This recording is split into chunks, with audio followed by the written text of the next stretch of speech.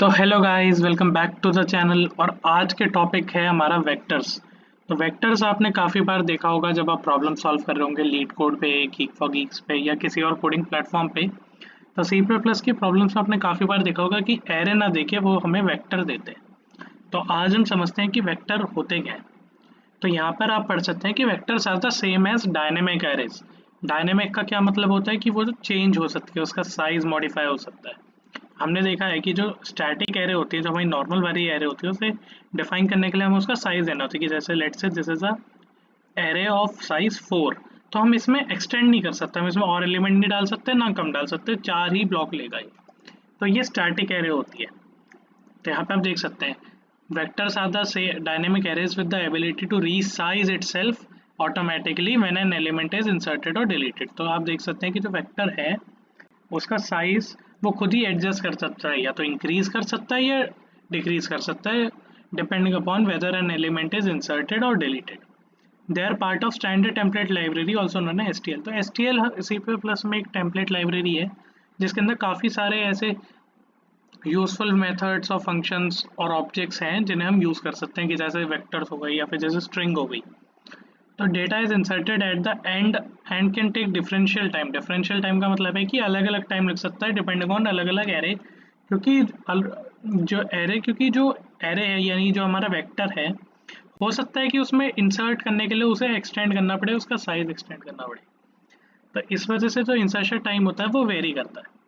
तो आप सिंटैक्स देख सकते हैं। सबसे पहले हमें लिखना है वेक्टर कीवर्ड। जो वेक्टर का वी है वो हमें स्मॉल रखना है, यहाँ पे कैपिटल है, हमें स्मॉल रखना है। अब यहाँ पे आप कुछ जगहों पे ऐसे भी देखोगे एस टी डी, फिर ये, फिर यहाँ पे वेक्टर। तो ये लिखना पड़ता है, लेकिन आप इस चीज़ को हटा सकते हो अगर आप सिंपल ऊपर हेडर फाइल्स के नीचे लिख दो यूजिंग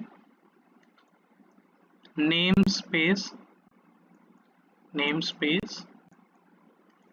एस टी डी। तो बस हम ये लिखेंगे तो हमें फिर ये एस टी डी और 2 कॉलन नहीं लगाने पड़ेंगे, हम सिंपली उसे वेक्टर ऐसे लिख सकते हैं। ठीक है,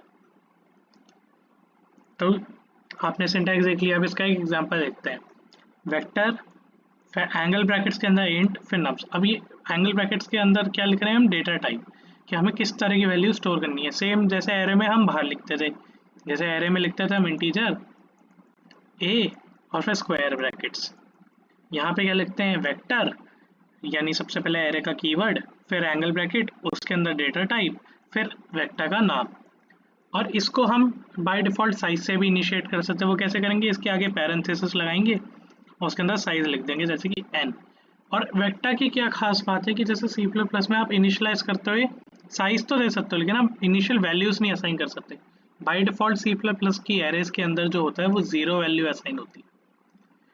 तो हम 0 के अलावा अगर हमें कोई और करनी है तो हमें एक आइटरेशन चलानी पड़ेगी, पूरा फॉर लूप, फिर हम उसे असाइन कर सकते हैं कोई और डिफ़ॉल्ट वैल्यू। जैसे अगर मुझे सारे वैल्यूज़ में इनिशियली -1 रखना है तो मैं से सी प्लस प्लस में करने के लिए मुझे एक अलग से फॉर लूप चलाना पड़ेगा।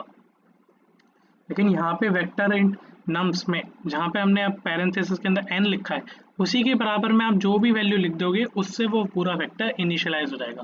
कि मतलब इस वेक्टर के अंदर n ब्लॉक्स होंगे और हर ब्लॉक के अंदर -1 पड़ा होगा। तो ये हमारा एक एडेड एडवांटेज है वेक्टर्स में।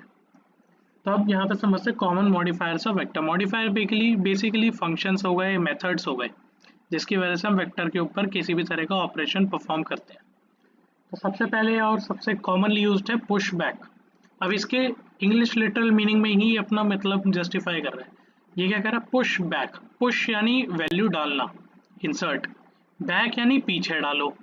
तो ये देखो इसकी वही डेफिनेशन है, inserts a value eight the end of the vector. अब इसका एग्जांपल देखते हैं। नम्स, सबसे पहले हमें देना है उस वेक्टर का नाम जिसके अंदर हमें मेथड लगाना है।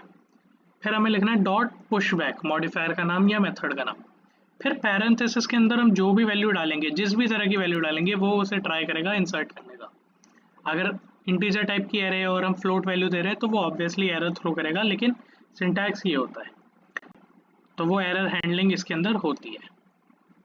सेकेंडली मोस्ट कॉमनली यूज होता है पॉप बैक।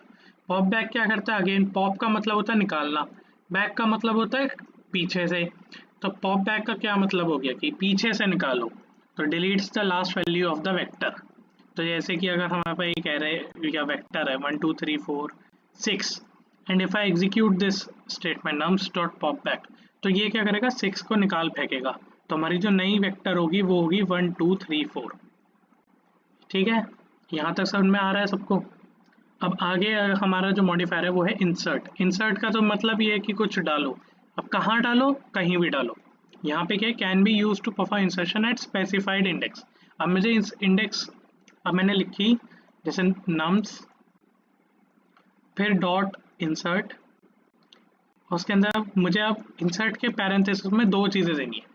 सबसे पहले कहाँ डालो, जैसे मैंने 0 0, और क्या डालो, जैसे मैंने कहा 0th इंडेक्स पे 4 डालो। अब 0 1 2 3, 0 का यहाँ पर, तो ये 1 की जगह नहीं डालेगा, ये 1 से पहले डाल देगा 4 को। तो यानी जो नई एरे हो जाएगी वो हो जाएगी 4 1 2 3 4। अब ये हो जाएगी, और यानी इससे क्या होगा कि जो जितने भी पुराने एलिमेंट्स थे उनका सबका इंडेक्स 1 से बढ़ गया होगा, क्योंकि अब इस 4 का 0 है, इस 1 का 1 हो गया, इसका 2, इसका 3, इसका 4। तो यानी इसने राइट शिफ्ट कर दिया हमारे इंसर्शन के वजह से। सेम चीज़ आती है इरेज में। इरेज का मतलब होता है डिलीट करना। अब इसमें भी आप देखो तो डिलीट यहाँ पे लिखा use to delete specific value या फिर values from a specified index और इन अ रेंज। अब जो इरेज होता है इसके अंदर भी हम पैरामीटर्स अलग अलग कर सकते हैं। इरेज के अंदर हम अप टू 3 पैरामीटर दे सकते हैं। सबसे पहला होता है स्टार्टिंग इंडेक्स, स्टार्ट, कि हमें कहाँ से शुरू करना है। फिर होता है एंड, बस इसके अंदर 2 ही देते हैं, हम इंसर्शन का थोड़ी पढ़ रहे हैं जो वैल्यू डालेंगे। डिलीट में 2 ही दे देनी है। अगर इसमें हम सिर्फ स्टार्ट को देते हैं, यानी हम सिर्फ एक ही पैरामीटर दे रहे हैं, तो ये क्या करेगा, उस इंडेक्स पे जो प्रेजेंट होगी वैल्यू उसे डिलीट कर देगा। ठीक है, अब अगर हम 2 दे रहे हैं तो ये पूरी रेंज को डिलीट करेगा कि स्टार्ट से लेके एंड तक इन एलिमेंट्स को उड़ा दे। अब यहाँ पे एक चीज़ और होती है, यहाँ पे हम साइज भी देते हैं कि मतलब नंबर ऑफ एलिमेंट कितने उड़ाने, कि जैसे मान लो यहाँ पे हम कर सकते हैं कि भाई हमने रेंज ना देके, हमने मतलब रेंज जैसे स्टार्ट दिया, तो यहाँ पे बेसिकली एंड में मतलब आप क्या कर रहे हो, आप एंड ना देके क्या कर रहे हो, जैसे मैंने लिखा 0,3 और इरेज के अंदर ये पैरामीटर पास कर दिया। तो ये बेसिकली क्या कर रहा है, 0th इंडेक्स पे जा रहा है, वहाँ से 3 वैल्यू उड़ा दे रहा है, वहाँ से लेके 3 वैल्यू। तो इसलिए हम इसे एंड भी बोल देते हैं, लेकिन हर केस में ये एंड हो वो ज़रूरी नहीं है। This is the number of values to be deleted from that point. ठीक है, तो हमने क्या पढ़ लिया, इरेज पढ़ लिया। ओके, तो अब आगे आ जाता है साइज। अब साइज में क्या, जैसा यहाँ पे लिखा है ये वाली स्टेटमेंट पढ़ो, नम्स डॉट साइज। तो अगर नम्स के अंदर यहाँ पे आप इस वाले एग्जांपल में देख लो 4 1 2 3 4 कितनी वैल्यूज है 5, तो ये क्या रिटर्न कर देगा हमें 5। ठीक है, इजी, क्लियर। अब नेक्स्ट आ जाता है क्लियर। क्लियर क्या कर रहा है, removes all elements of vector. अब अगर मैंने इस वेक्टर के ऊपर एग्जीक्यूट कर दिया कमांड तो ये पूरी खाली कर देगा, वेक्टर नल हो जाएगी, उसके अंदर कोई भी एलिमेंट नहीं बचेगा, ना उसके अंदर ब्लॉक्स बचेंगे, वो डिफॉल्ट स्टेट में चली जाएगी।